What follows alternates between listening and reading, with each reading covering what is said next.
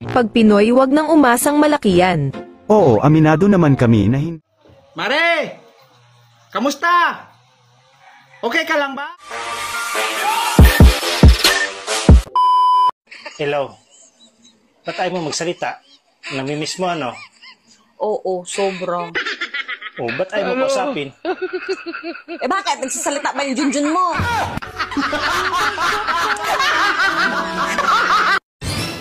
Pre, nasa abroad na pala asawa mo? Oo, pre. Ano trabaho niya doon? Midwife. Ah, yung nagpapaanak. Katulong. Ano nangyari yun? Ano yung English ng katulong? Maid. Yung asawa ko. Wife. Baby midwife. Galing. Han, nakuha mo na ako. Pakakasalan mo ko, ha? Aba, ba't kita pa kasalan? Wala naman tayong kasunduan bago nating gawin ah. Binigay ko sa'yo ng buong-buo pagkatao ko. Kaya harapin mo mga magulang ko. Oo, harapin ko mga magulang mo. Pero sabihin ko sa kanila, hindi buo yung binigay mo. Sinungaling ka! Paano mo nasabing hindi buo? Aba, bago tayo nag-umpisa, sinilip ko. May biyak eh. Paano naging buo yun?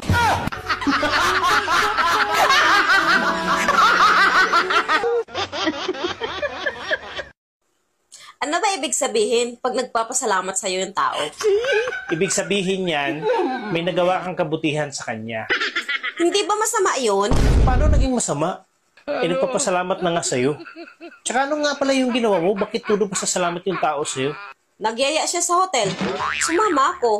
Pagkatapos, todo pasalamat siya. Ang sarap pala sa pakiramdam pag nakatulong ka sa kapwa mo, no?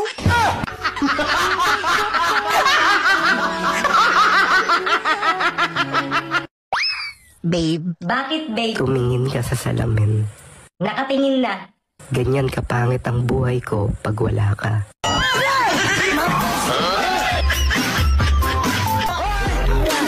Hindi naman masama ang mangutang. Ang masama, pinaniwala mo silang magbabayad ka.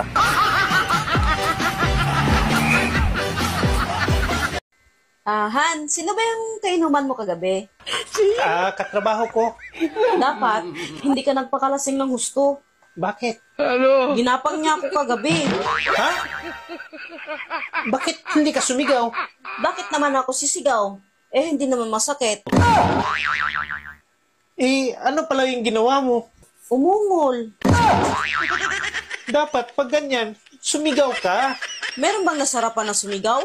Ang hirap mo na.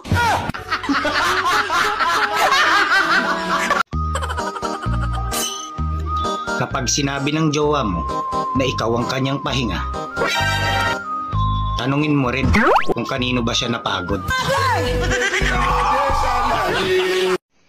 Babe, nangangayayat na ako. Buti ka pa. Ang lusog-lusog mo na. Ano bang sikreto? Paano hindi ako tataba? Ipasubo ka ng pasubo.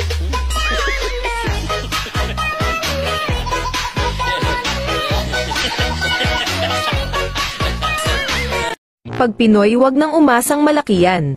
Oo, aminado naman kami na hindi nga malaki ang aming daladala na armas pero hindi rin naman ganun kaliit, sakto lang.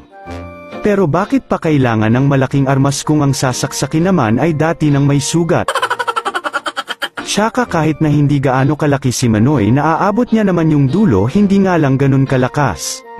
Tsaka kung sakali naman na hindi ka talaga mas satisfied kay Manoy, andyan naman yung tropa niyang si Dila na handang pasukin ang kuwebang madamo kahit na ito ay may hindi kanais-nais na amoy para lang ikaw ay masatisfied. Tsaka ano naman pa kinyo kung maliit si Manoy, yang bibingka nyo nga kulay itim, nagreklamo ba kami? Di ba ang jersey ng Blacklist ay kulay itim kasi nga nasa Pilipinas sila at sa Pilipinas nandito ang mga Pinay at ang mga Pinay naman ay may kulay itim na bibingka kaya ayun itim ang napili ng Blacklist na kulay sa jersey nila. Tapos ang eco... Lods, yung kaibigan mong si Girl, yung maganda at maputi, umamin sa akin tungkol sa'yo. Ano? Talaga? Ayos ah. Oo. Ano ba sabi? Uutang daw sa'yo.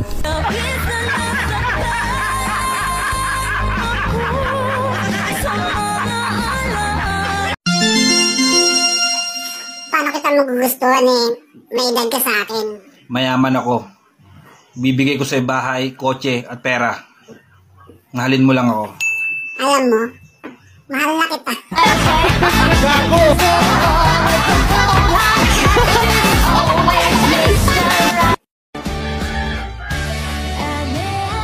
Kung si Jack ng Titanic namatay dahil sa lamig, sana ganon din sa relasyon. Bakit? Para kung sino yung unang manlamig, siya yung unang mamamatay. Gusto ko naman, Pogi. Huwag mo ako kamustahin. Dahil wala akong pera. At hindi ako pogi. Sakto lang.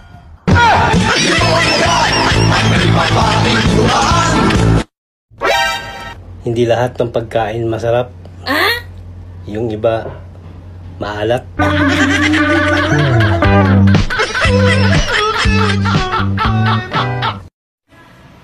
Miss, anong hanap mo sa isang lalaki? Simple lang ang gusto ko sa isang lalaki. Yung maginoo. Kahit di gwapo. Ano pa? Basta medyo manyak.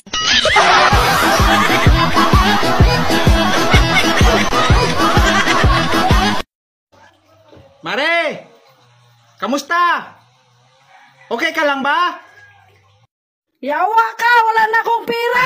Sabi! Gago!